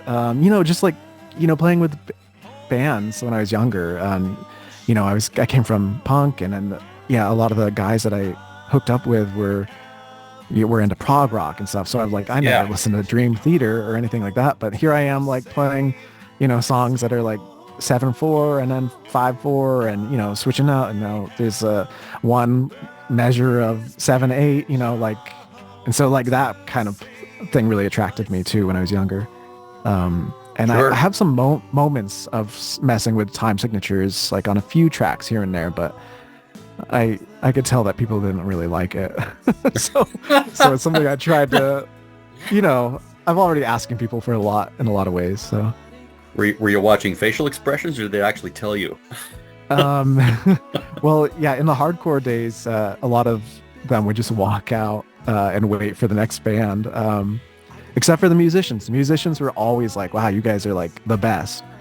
But the people who weren't musicians were like, I don't understand, what you guys like skip beats. And I'm like, yeah, but it's on purpose. Like, but it's hard to, if you don't understand, it's hard to communicate that. So yeah, that's, I think, growing up, surprisingly, in my little small town, I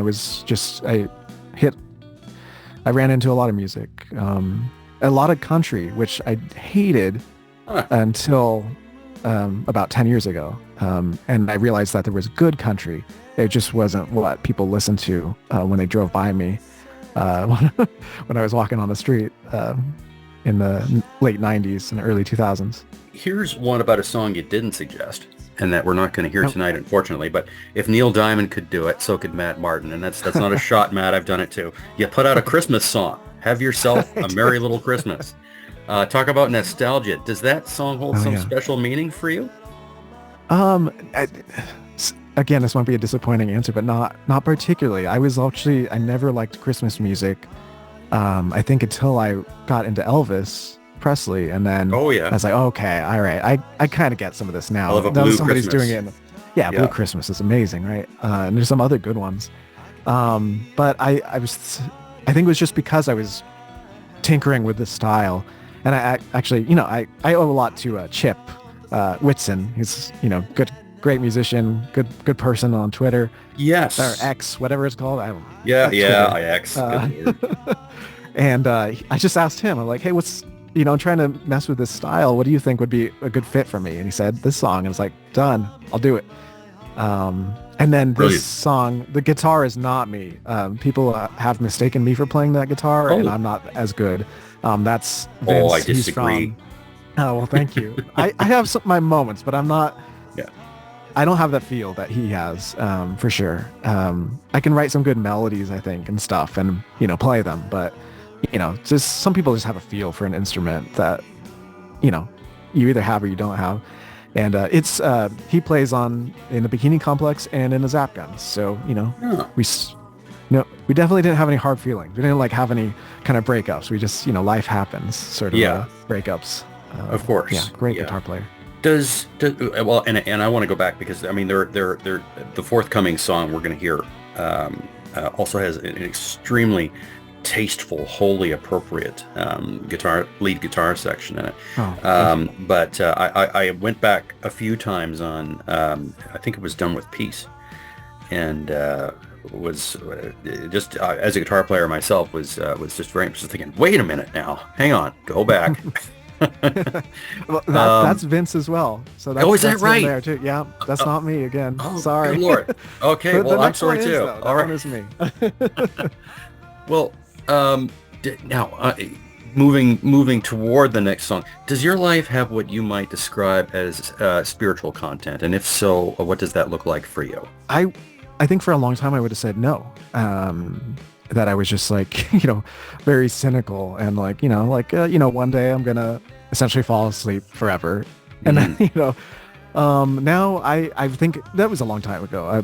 Maybe even like probably once I got sick, I kind of just feel like, oh, you know what, maybe life is more meaningful. Maybe there's some, I mean, we're all young people and we think we know everything is part of the same right. answer, right? And then you grow up and you're like, oh, crap, I did don't know everything. I anything. just forgot it. Yeah, well, I mean, that might be true. I think that's a possibility. But yeah, you grow up and you're like, oh crap, I don't know a lot. The things that I thought I knew turned out to be wrong. I turned out to be wrong about all those things. So what are the odds that I would know about, things that human beings can't perceive, right? Like, so I think I'm very agnostic about a lot of things. And I really like that of just who knows.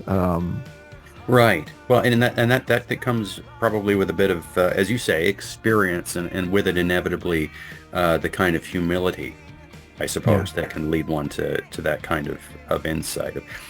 To my mind, if I can be colorblind as I am, if I can fundamentally mistake a couple of colors the way that I do, odds are I can miss some other stuff too. That's just going on all around me that, that escapes, it was well beyond perception. But, and again, leading up to our next selection, do you believe in ghosts? I actually don't tend to. I mean, I definitely think there's some metaphysical things that Sure.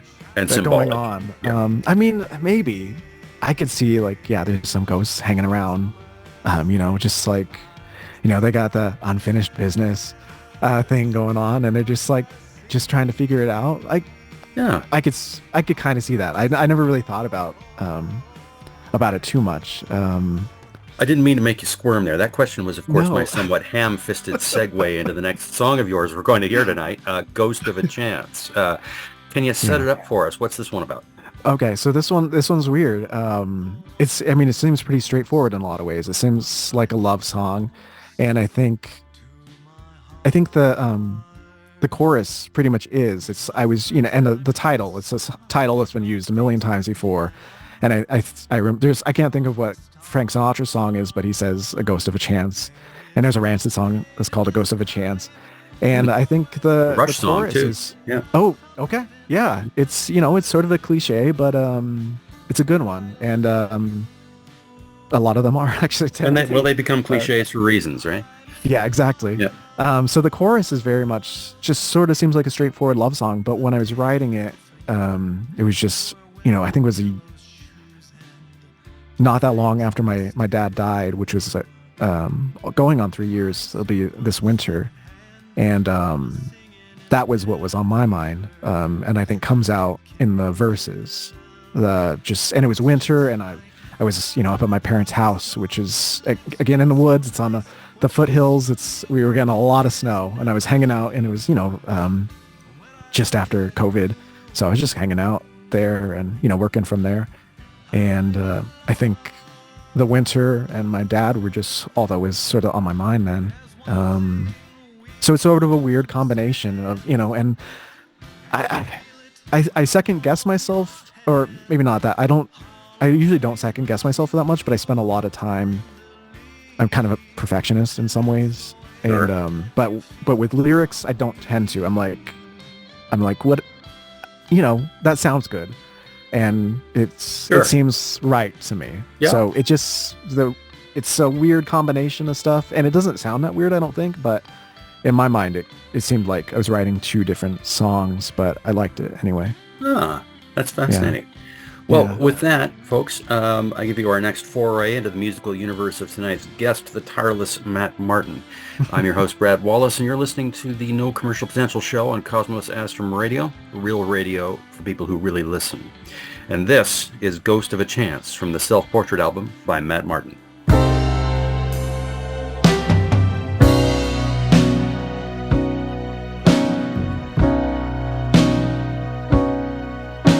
The snow falls down in silent tears, much gentler than the bitter ones that I share. And soon the snow faces me as I dreamed your arms holding me. Gently wed, that dream has fled. For your eyes I me and depart. For your heart beats to other hearts. For other loves surround you close. For walls contain my throes. If you'd surrender just one kiss, if the odds were small but did exist, if I could see, if I might stand a ghost of a chance. The road is pale and traced with ice, concealing lurking potholes beneath its guise. The way is hard and freezing still. I'd risk it all if there were any hope in sight, a star at night. For your eyes I me and depart. For your heart beats to other hearts. For other loves surround you close. For walls contain my throes. If you'd surrender just one kiss, if the odds were small but did exist, if I could see, if I might stand a ghost of a chance. The stars are out there somewhere, somewhere. The stars are out there somewhere, somewhere. The stars are out there somewhere, somewhere. The stars are out there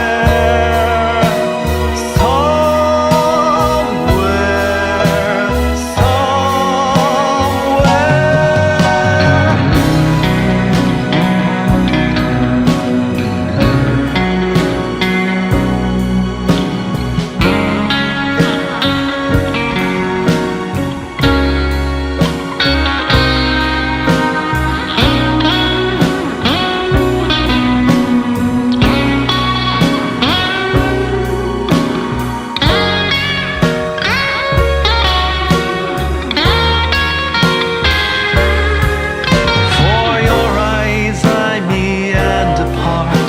For your heart beats to other hearts. For other loves surround you close. For walls contain my throes. If you'd surrender just one kiss, if the odds were small but did exist, if I could see, if I might stand a ghost of a chance.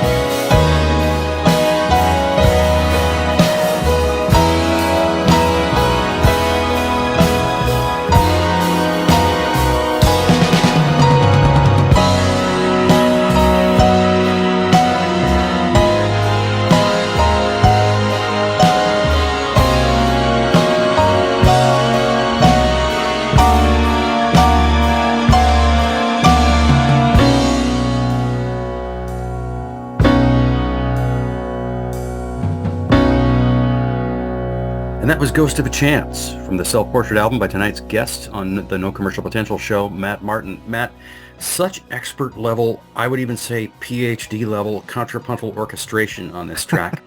And indeed, in all That's of your very work. nice. Well, it's absolutely sincere.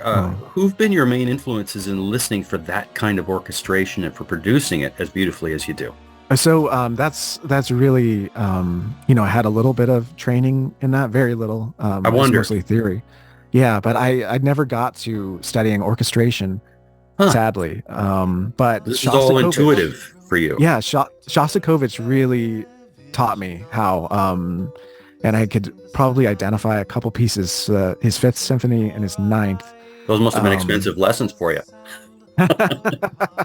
well, no, I went to, I don't know, I've just always been kind of pretentious. And went to the library and I saw some albums of his there and I just borrowed them and I was like in love, it was really the Fifth Symphony. And I kind of just, I would say almost studying his symphonies since, but I just love them and I just listen. But, he just has a way. I don't know if this is how other people do it, but, he'll have a line and then he'll kind of repeat that line, usually like in a different register, like the basses might play that or the horns. And it'll be sort of like, what do you call it? Like a round, Wow. like row, row, row your boat, and he'll like put it down like out of sync with that. And I just was like, oh my God, yeah, you just pretty much just need a melody and then you can kind of weave that melody in and out of other places, in a different register and a different, just harmonize it in a different way. So just put it in a few intervals down or up and, make these great chords with it and like just have things just moving all over the place. And so I don't know if I did it as good in this song because it's kind of a simple song in a lot of ways. Although it switches keys about 4 or 5 times. So it's Yeah. not that simple. And that's so Yeah. rare in modern music and really Yeah. so welcome. I love And it. I've got to say, Matt, I'm sorry I cut you off there. You have single-handedly tonight touched off so many new points of interest for me because I'm ashamed to admit I've never climbed inside the music of Shostakovich, and now because of your infectious enthusiasm, I'm definitely going to do Oh. that. Well, I'm glad that I could help. I think Your work here is done. I read somebody said that at some point they were wrong, sadly, but I think somebody said in like the 70s that Shostakovich would be like the next like Beethoven, be like Mozart and Beethoven. I guess Bach's sort of in there, like just somebody who's like in the canon, like at the super high level that everybody Right. knows. And he's definitely in there, but he at least as of yet he hasn't achieved those that posthumous level of fame. No, But one of he those should names have. but isn't Yeah, embedded in the culture the same way. yeah. I mean, some people hate him, so yeah. But I love him. Yeah, I think you're safe with the Fifth Symphony. All right. It's heavy, but Well, I know that'll you be like my heavy. first stop. Yeah. Now, are those, did you use synths on this track or are those actual strings and horns? I wish I could use strings and horns. And I've thought about hiring some people occasionally, but I'm also still trying to do this for free as much as possible. At this Right. point. Yeah. So yeah, I got definitely what would you call it? Sampled horns and strings, but hopefully I think I listened to enough classical that I'm like, hopefully they're convincing enough. Very, Yeah. very authentic Okay, sound. good. Absolutely, yeah. But seriously, in terms of the environment that this song evokes for me, I'm riding in the back seat of a 1967 convertible, with my arm around my best girl, as they used to say. I want to just take a moment and really celebrate your incredible capacity for that kind of evocation. It's not leading up to a question again. I'm just very deeply impressed by what you've created and wanted to share that with you. It's a beautiful piece. I'm so grateful. Yeah, That's really well, nice. it's as I am that you're here with us tonight. The stars are up there somewhere. What did that mean to you? What are you encouraging the listener? What are you encouraging the listener to do with that line? Yeah, I think it's sort of to hope. A lot. I think we hit on a lot.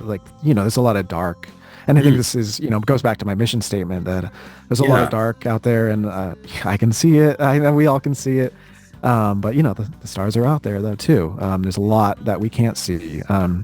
You know, it could be, you know, my dad is up there, and could be seeing him. Not to sound like I think that might be in Scientology or Mormonism, but like in the more basic sense. And yeah, but also, yeah, just to, I think a lot of my imagery is to remind myself that the stars are out there, and, not to just be looking into yourself all the time too. Right. Just obsessed, not sitting in a dark room on a piano all day too. Right. But that's important to me. But if you didn't experience anything, then, we've all, like, going back to writing songs when you're 13, like, with no experience about anything, the songs are not very good. Unless you're that one kid who wrote Right. Flashlight. Yeah, exactly. Yeah.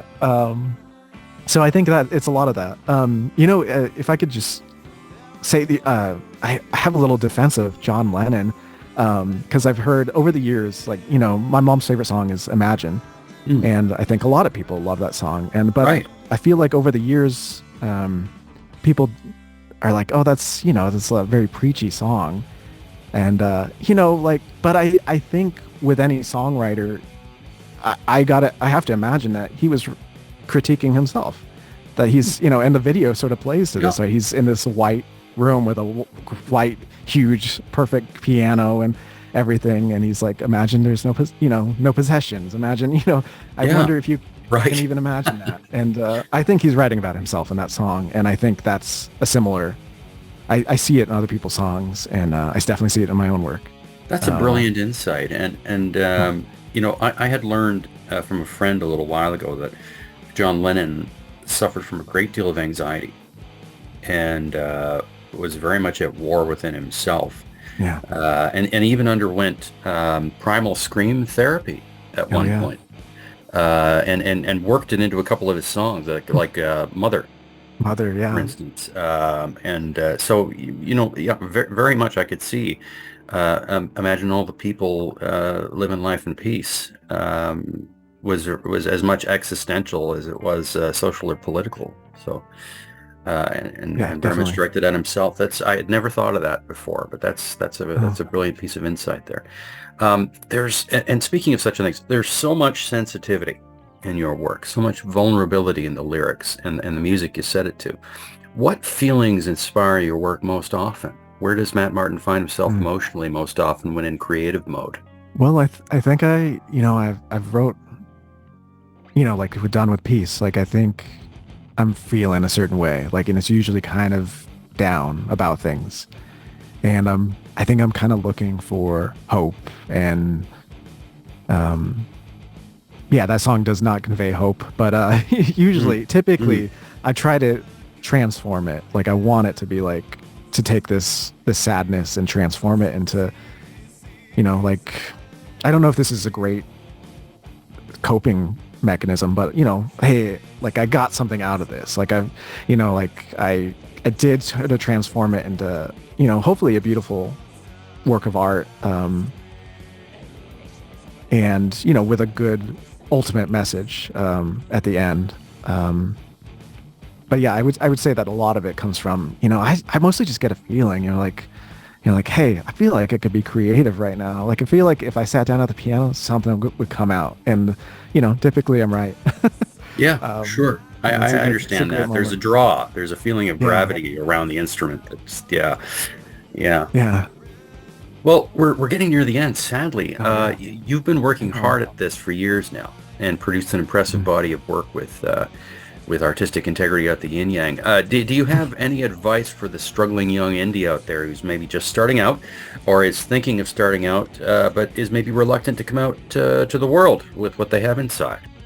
Well, yeah, it is scary, right? When you put out your first thing. And I didn't share any songs from my first album, partially because, the quality wasn't quite there. But you kind of just have to put something out. And then I think there's something, it's sort of like when you ask a friend or you're a loved one to listen to the song. You're like, even for like a mix, you're like, what do you think? And you're kind of like, listening to it different. And you're sort of like, once you're Yes. doing that, like the problems really jump out at you. And you're like, oh, I didn't hear that until I was in this room with you for some reason. So I think there's something to just getting something out that releases you from, I don't know, some kind of like self-consciousness. Right. And yeah, and even if it's not your strongest work. And I really love a lot the songs on that album. And part of me wishes that I could just, redo them. And who knows, I might. They'd be a lot different though, because I was so filled with angst and Yeah, sure. everything. The energy would be different, but Yeah. I have one song in particular called "Don't Feed the Beast" that I've re-recorded 3 times. There are 4 versions of it out there, and finally it took 6 years, actually longer, because that song I wrote in 2008. So it actually took, good Lord, 14 years for me to bring it from what I heard in my head in 2008 until what it finally sounded like in 2022. So it's a lot of fun when you make the emotional and artistic space for it. And maybe you could do that, good Lord, Frank Zappa made a career out of reinventing songs. Right, absolutely. Yeah. Now, I know there's the new LP in the works, presently under the working title Phonography. Can you tell us some more about it?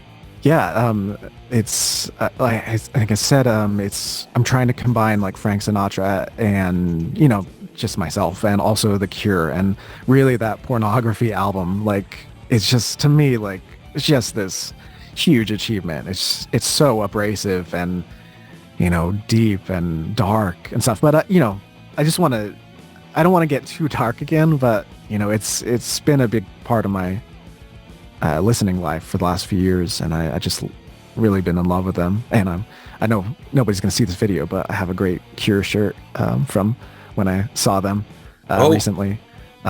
And oh man, Robert Smith sounds exactly the same as he always did. It's crazy.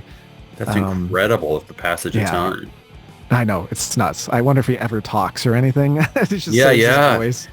Just gargles that I remember reading Janis Joplin used to make this drink that had honey and stuff in it or something. Yeah. I don't know. Crazy. Help her voice. Does Phonography have a projected release date or a time frame?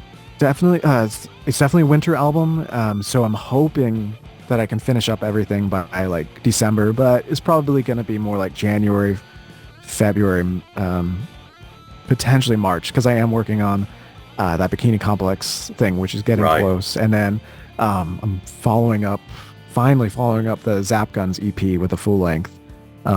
That's mostly recorded, but that's actually like my summer kind of music. So I'm aiming for summer for that one. So I gotta finish this one first. But as you can hear, trying to orchestrate it and everything, it takes a bit of time. Oh, sure. I'm not, Shostakovich was like Mozart in that he could, sit down and write out his ideas on a piece of paper perfectly. And I don't have that skill.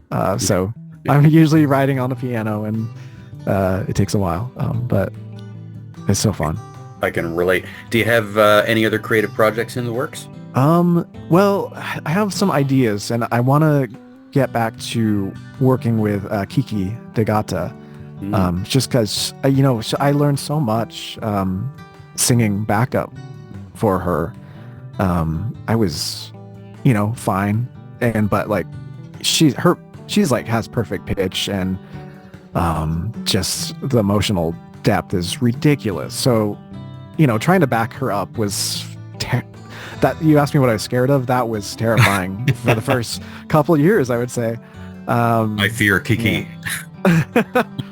She's powerful. So I'd really like to work with her, and I don't think she's working on anything since the Bikini Complex sort of disbanded. So I kind of just want to rejuvenate that, and something totally different. Hopefully something really modern like Sucre. I guess that's sort of the plan. I haven't discussed any of this with her though, so we'll see. But I'm sure. Well, Kiki, if you're listening. Yes. Well, Well, Matt, I want to thank you so much for sharing your time and many talents with us tonight. It's been wonderful talking with you face to pleasure. face, albeit via Zoom after all these years of just messaging through Twitter and now by text. Yeah. Been a real treat. Thank you so much for coming on the show. Oh, thanks for having me. You're real easy to talk to, and it was great. Yeah, I hope we can do this even without YouTube or whatever. Absolutely, I would love to do that. Let's do that. Well, this has been my time in conversation and music with the great Matt Martin. Tune in next time for my talk with indie artist, brother in recovery, cancer survivor, and my friend, Joe Wilkie, host of the Thunder Cave show here on Cosmos Astrum Radio. Much like when Johnny Carson had Jack Parr on The Tonight Show, Joe even takes over the show at one point. Occupational hazard. You've been listening to the No Commercial Potential show here on Cosmos Astrum. Thank you so much for that, as always. No less than the amazing people who donate their time and talent to being on the show. We at Cosmos Astrum appreciate each and every one of you for listening. It's a wonderful thing celebrating the lives and efforts of some amazing people and invariably developing even deeper friendships with them as a result. If you enjoy it half as much as I do, then keep tuning in, will you? I could really use the numbers. So once again, this is the No Commercial Potential show on Cosmos Astrum Radio, and this is your host, Brad Wallace, saying, hey, be careful out there.